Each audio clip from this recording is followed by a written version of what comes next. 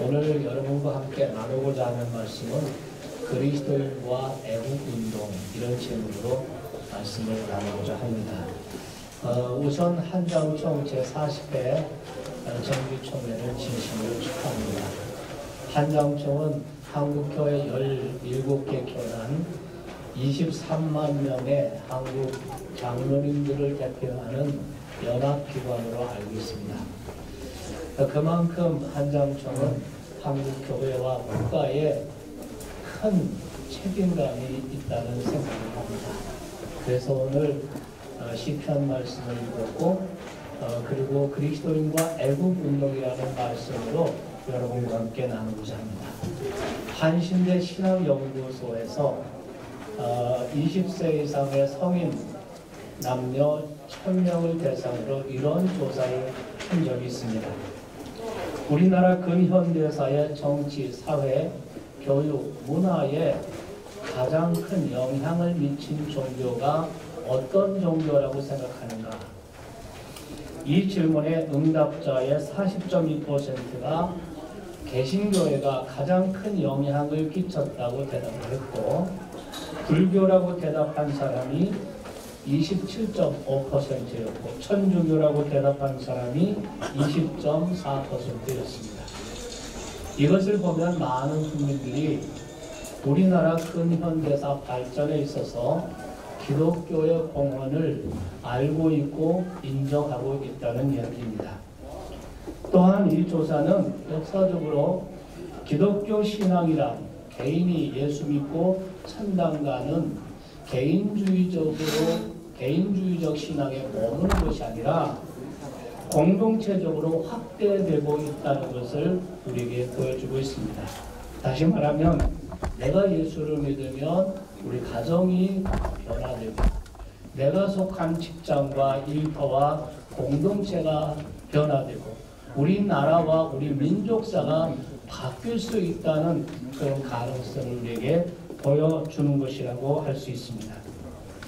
지금 우리나라의 자유 대한민국의 형편과 상황은 우리가 더 이상 많은 얘기를 하지 않아도 영적으로, 도덕적으로, 윤리적으로 또 신앙의 자유라고 하는 성교적 측면에서나 경제, 안보, 국방, 외교 이거는 그 다음 문제라 할지라도 영적으로 얼마나 위기라고 하는 사실을 우리는 너무나 잘 알고 있습니다. 이런 위기 상황을 보면서 과연 한국 교회와 기독교 신앙이 우리의 자유 대한민국과 이 민족을 살리는 그런 살아있는 신앙인가? 이 시대 하나님께서 한국 교회와 이 땅의 믿음의 백성들을 일으켜 이 나라를 회복하고 살리는 일에 하나님께서 기독교 신앙과 한국교회를 다시 사용하실 것인가?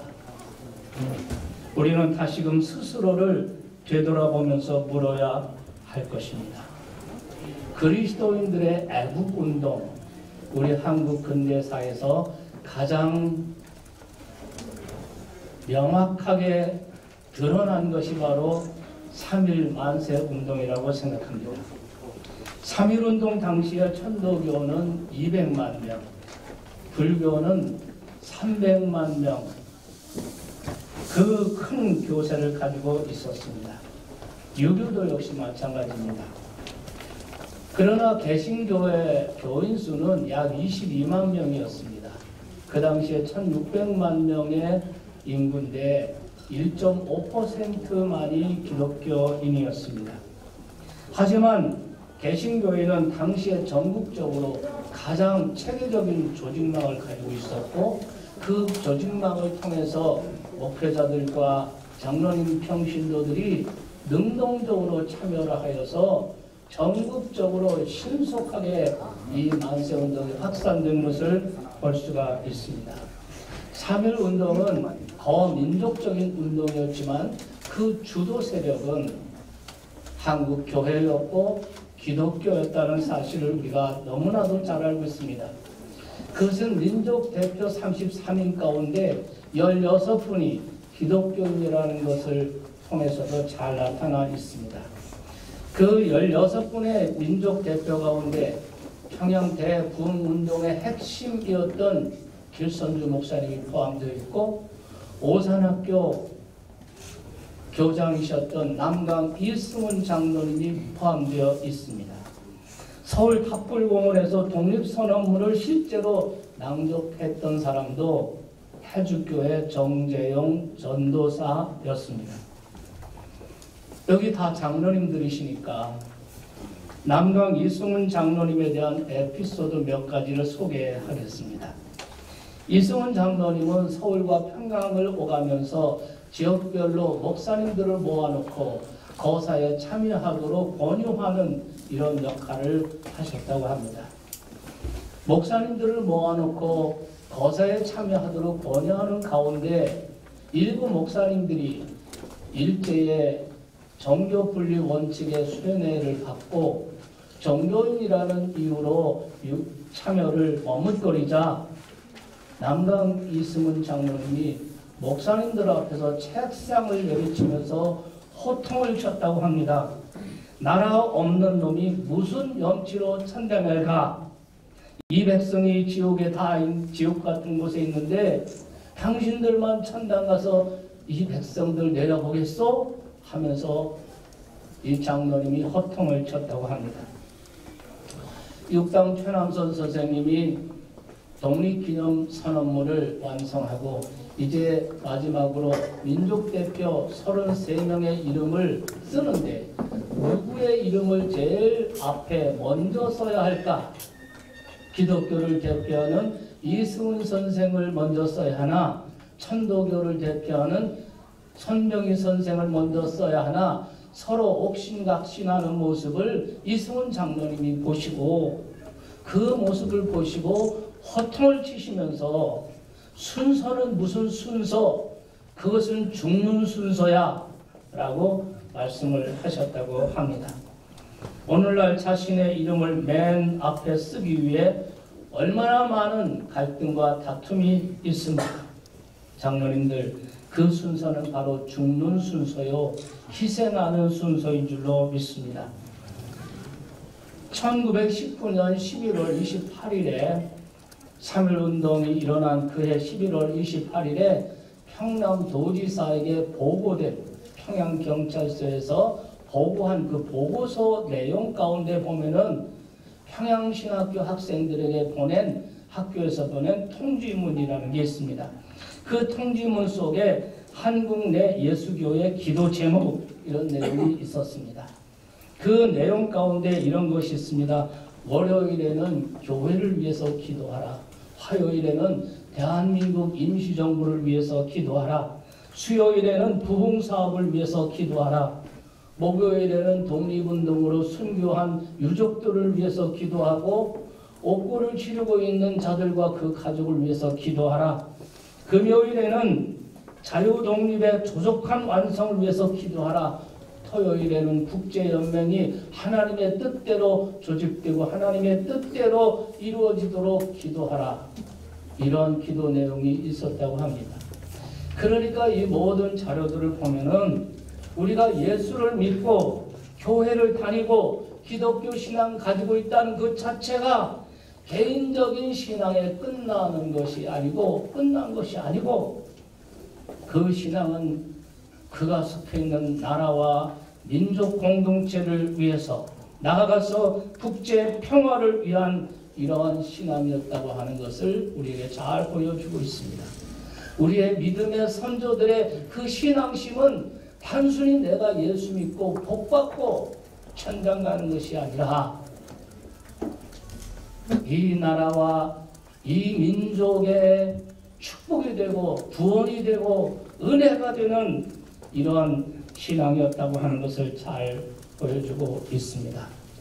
우리가 기독교 신앙 입장에서 볼 때 3.1운동은 교회의 역사적 참여운동이었고 나라를 잃은 민족의 아픔을 달래주는 민족을 위하는 그런 애국운동의 결정판이었다고 생각을 합니다. 그 당시 집회와 결사의 자유가 박탈당하고 있을 때 그럴 때 교회 안에서 예배를 드리면서 함께 위로하고 함께 나라를 위해서 기도하고 함께 이 민족의 미래를 꿈꾸면서 서로 만났던 장소가 바로 교회 공동체였던 것입니다.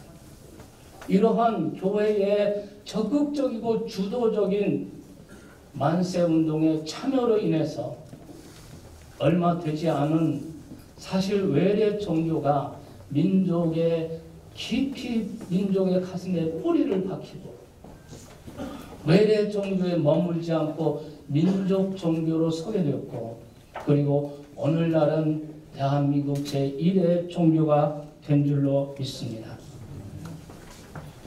오늘 본문 읽어드린 이 시편 137편은 포로들의 노래라고 할 수 있습니다.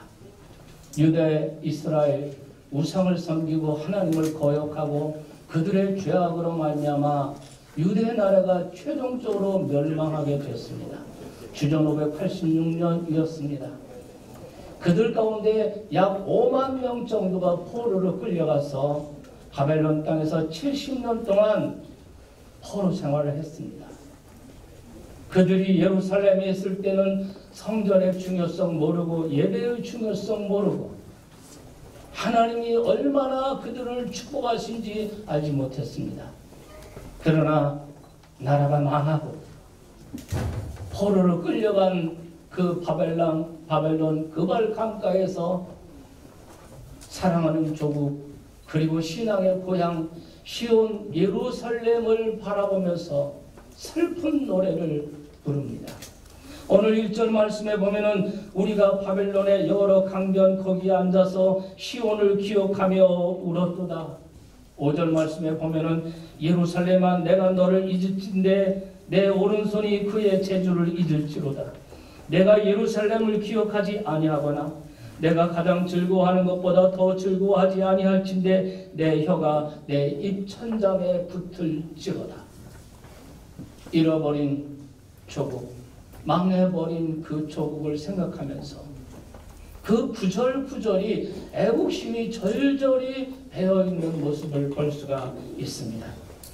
사실 성경이 소개하는 위대한 신앙의 사람들, 신앙의 영웅들, 이 사람들은 한결같이 애국자였고 민족을 사랑하고 나라를 사랑한 사람들이었습니다. 출애굽 시대 영도자 모세도 애국자였습니다.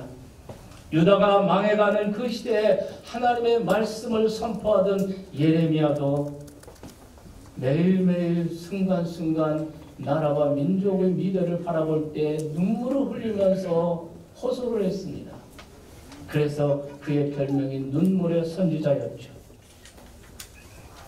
포로 귀한 시대 그 바벨론 땅에서 출세하고 자리 잡고 모든 것이 안정되었지만 그 모든 것을 버리고 포로를 이끌고 예루살렘 귀환에서 예루살렘 성곽을 쌓고 율법 부흥을 일으켰던 느헤미야나 예레미야 모두 애국자들이었습니다. 여러분도 아시다시피 우리 주님도 자기 민족의 미래를 내다보시면서 예루살렘 성을 바라보시면서 눈물 흘리시며 우신 것을 우리가 잘 알 수 있습니다. 이 땅에 하나님의 백성들, 하나님의 백성이라고 일컫는 이 땅의 교회와 그리스도인들도 그랬습니다. 이 땅에 3.1 운동은 말할 것도 없이요. 그 이후에 임시정부 수립 과정 가운데 그리고 재헌국회를 열면서 임시의장 이성만 장로님은 이윤영 목사님께서 나오셔서 기도하심으로 재헌국회를 시작하겠습니다. 그래서 20분 동안 정말 나라와 민족을 구원해 주시고 해방시켜 주신 것은 전적으로 하나님의 은혜였다고 하나님을 찬양하면서 기도함으로 대한민국 국회가 열렸습니다. 그리고 대한민국이 건국되었습니다. 그리고 그 이후에 산업화 시대, 민주화 시대, 그 시대마다 한국 교회와 성도들은 나라와 민족을 위해서 눈물로 기도하고 애국운동을 하였습니다. 이런 믿음의 사람들 때문에, 이렇게 나라를 사랑하고 기독교 신앙의 지조를 지키는 사람들 때문에 우리의 이 민족을, 이 자유 대한민국을 오늘 여기까지 하나님의 은혜를 입게 하고 하나님의 복을 받게 하고 이만큼 우리나라가 발전하게 된 줄로 믿습니다. 오늘 우리에게 많은 도전이 있고 코로나 이후에 많은 변화가 또 있고 도전이 있겠지만, 그럼에도 불구하고 우리가 낙심하지 아니하고 이 나라에 소망을 갖는 것은 아직도 바알에게 무릎 꿇지 않은 7,000명을 남겨두셨다고 하셨듯이 아직도 신앙의 절개를 지키며 아직도 이 땅 곳곳에서 이러한 믿음을 갖고 나라와 국가를 위해서 기도하는 하나님의 백성들이 이 땅 가운데 있기 때문에 우리는 어떤 상황에서도 낙심하거나 자포자기하지 아니하고 희망을 갖게 되는 줄 믿습니다. 만세운동 일어난 게 100년이 지났고 자유 대한민국을 건국한 지 70년이 지났습니다. 그런데 아직도 왜 우리는 갈등과 대립이 극에 달하고 있는 것입니까?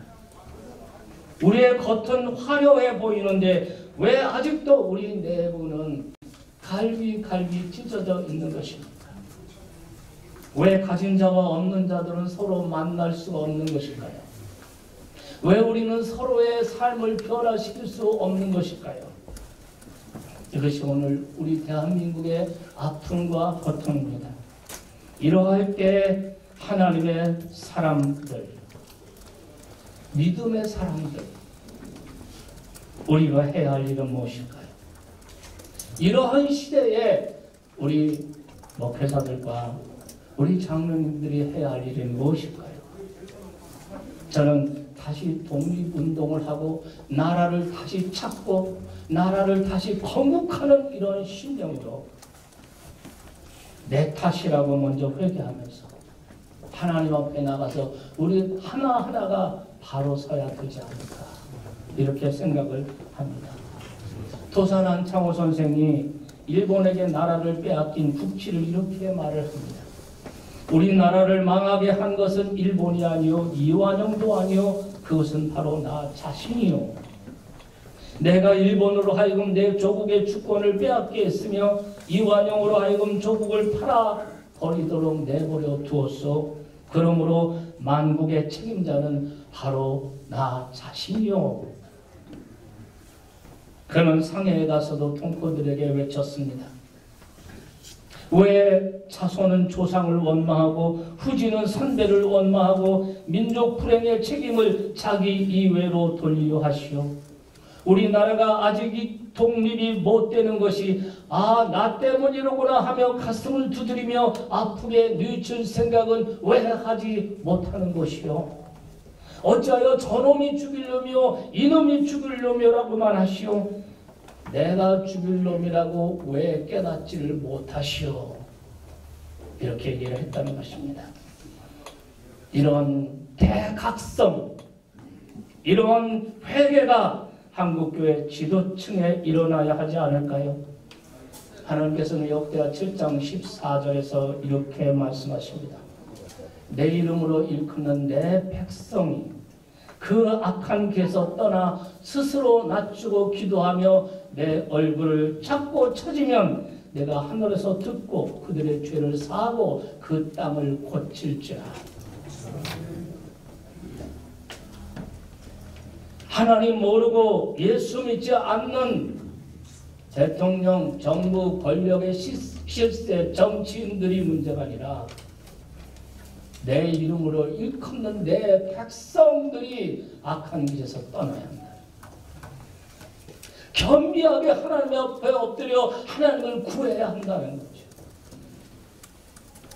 잠언서 14장 34절에는 공의는 나라를 영화롭게 하고 죄는 백성을 욕되게 하느니라 그랬어요. 나라가 망하는 것, 무너져 가는 것, 그 어느 누구 때문이 아닙니다. 바로 우리의 죄예요. 바로 우리. 이 땅에서 하나님의 백성이라고 일컫는 우리들의 죄 때문이라는 것입니다. 우리는 나라가 어렵고 위기에 처할 때, 경제가 무너지고 앞이 보이지 않고 깝깝할 때 우리는 그 누구에겐가 너희들 때문이라고 원망하고 싶은 것이 사실입니다.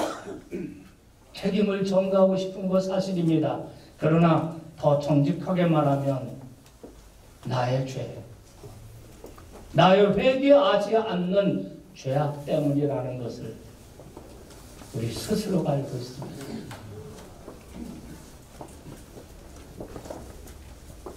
그렇게 우리가 이 시대에 남을 원망하거나 자조적인 한탄을 하거나 그냥 굴러가는 대로 세월 가는 대로 내버려 두고 무책임하게 바라보거나 이래서는 안 됩니다.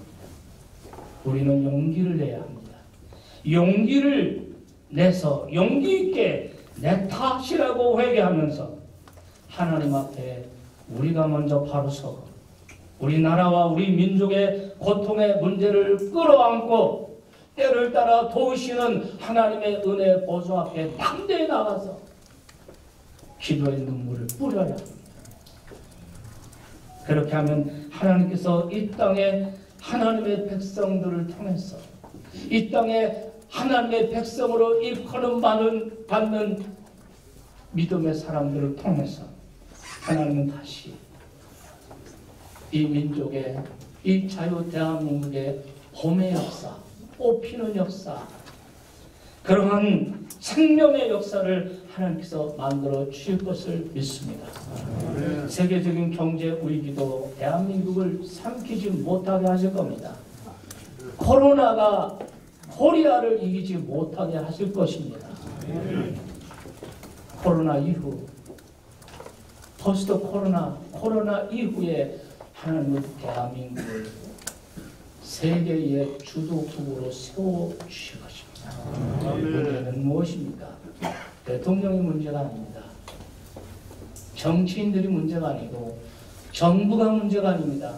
오늘날 하나님의 백성으로 일컫는 우리들이 바로 서야 합니다. 여러분, 코로나는 코리아를 이기지 못한 코로나 이후에 하나님은 더 위대하게 대한민국을 세계 가운데 주도적으로 세워주실 줄로 믿습니다. 오늘 한장총 40회 유수한 이 역사 정말 존경하고 우리 장로님들 개교에서나 교단에서나 한국교회에서나 평신도 지도자들이시고 정말 귀하고 귀한 분이십니다. 오늘 대표로 기도하신 장로님 말 기도 내용대로 우리가 정말 하나님 앞에 바로 서면 이 대한민국은 위기가 축복의 기회가 되게 하실 줄로 믿습니다. 하나님의 역사의 주이시고 그 하나님을 찬양하면서 오늘 다시 한번 제40회 한장총 정기총회를 진심으로 축하합니다. 하나님 아버지, 오늘 저희들 40회 한장총 총회로 모이면서 우리 장로님들과 함께 귀한 말씀 나눴습니다. 이 말씀 하나님의 말씀으로 받고 우리가 깊이 이 말씀을 붙들고 1년 동안 한국교회를 대표해서 또 평신도를 대표해서 일할 수 있도록 주님 도와주시옵소서. 우리가 애국하는 일에 교파와 교단과 이념이 다를 수가 없습니다. 우리가 한 마음 한 뜻이 되도록 한장총을 들어 사용하여 주시옵소서. 예수님의 이름으로 기도합나이다. 아멘.